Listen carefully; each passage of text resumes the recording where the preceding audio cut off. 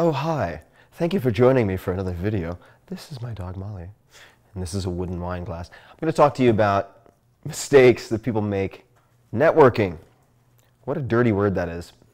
And I'll talk a little bit about how I've built my own network, as it were.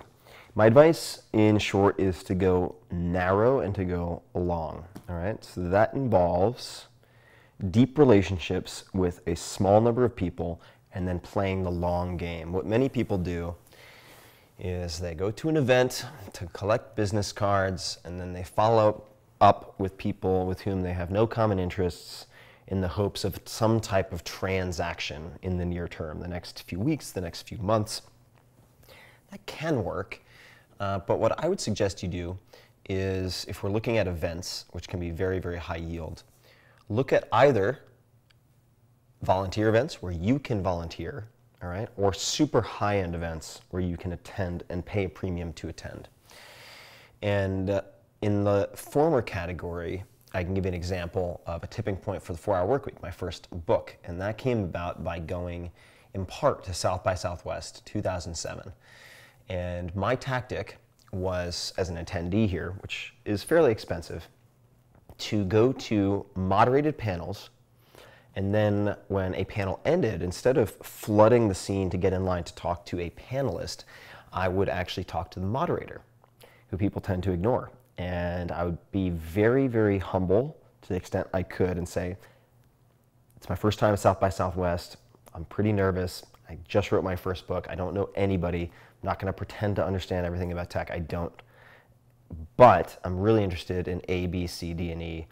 And I'm originally from this part of the world, and these are some of my interests. Is there anyone you think I might enjoy meeting here? Now you have, say, Mary or Joe, whoever, saying, yeah, you should meet Mike such and such. Then I go and find Mike, or I'm introduced to Mike, and I already have that social stamp of approval of one person. Okay, now I meet that person, and we talk, and there's no explicit ask. This is really important. I do the same thing. Just got to South by Southwest, it's my first time here. I apologize, kind of a random introduction, but I don't know anybody, and I have my first book out. I really don't know what to do because I have my launch coming up, but I'm here to learn. That's it. I'm here to learn and meet people. I don't even know what to ask for. And talk to them, talk to them, talk to them, and then if the timing seems right, and it may not, it may never be right, but if it is, you can ask, is there anybody else here you think I should meet up with or buy a drink for? Who can I buy a round of drinks for? Just to have fun. Cool people who I might be able to hang out with and who might enjoy hanging out with me. And then you go to the second person and so on. And now all the way up to this point, I've not made a single ask, all right, other than the question, is there anybody else you think I might enjoy meeting? Now at some point, you will then have a small gaggle of people, and probably you'll be buying booze. At least that's my tactic. It's fairly easy to buy booze for people. And then everyone's talking. So let's say you have a group of people in tech, or you have a dog who wants a treat who's coming back to say hello. A bunch of people in tech who are talking about tech things, and they're saying things like blah, blah, blah, blah, blah, Ruby on Rails, and I don't know what that is. As a guy, I'm talking to the guys here because women generally don't have this problem. Don't pretend like you know everything. It's really not endearing. So they would say something like blah, blah, blah, Ruby on Rails, and I would say, you know, so sorry to interrupt. This is deep in the end of my ignorance pool. I don't know what Ruby on Rails is. What is Ruby on Rails? And every once in a while, I would interject and ask for clarification just to learn. Eventually, after 2 or 3 rounds of drinks, someone will say, who are you again? Like, what do you do? What are you doing here? And then you can offer a little bit. You say something like, well, I just finished my first book. I'm really nervous. It's coming out on such and such a date, and I don't know what a book launch is. So I'm here to try to meet people and learn different skills to figure that out. And then you stop. You don't give them a 2-minute or 3-minute pitch. And chances are someone will ask, okay, well, what's your book about? And then you can give a little bit more. And then let's say you're in a group of 8 people, you watch the 1 or 2 who are going to have more follow-up questions. And then eventually, maybe in a group of 8 people, you say to one of them afterwards, you say, look, I have a ton of books that my publisher has sent me. These are review copies and advanced copies. I don't know what to do with them. I don't think you'd actually read the whole book, but there's a 20-page bit that I think you'd really enjoy on X, Y, and Z, because you know that. You've already ascertained it through the conversation you had. And you say, you know, if it wouldn't be a burden, if you'd enjoy it, maybe I could send it to you. But if not, that's cool.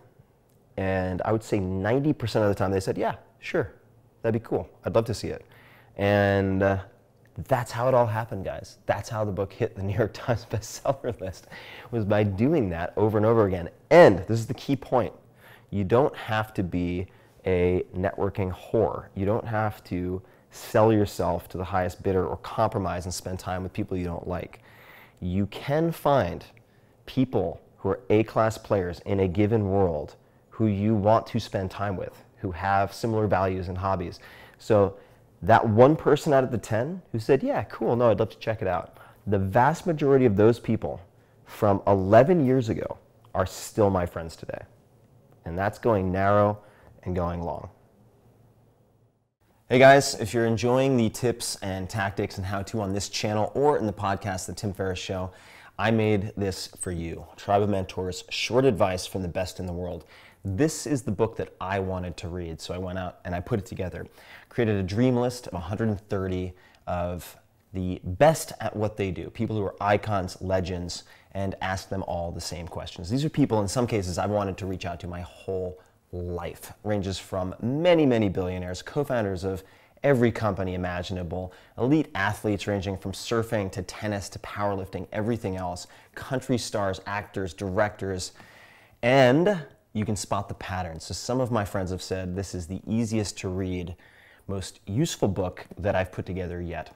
So check it out, tribeofmentors.com. You can find sample chapters, the whole list of mentors, everything, tribeofmentors.com.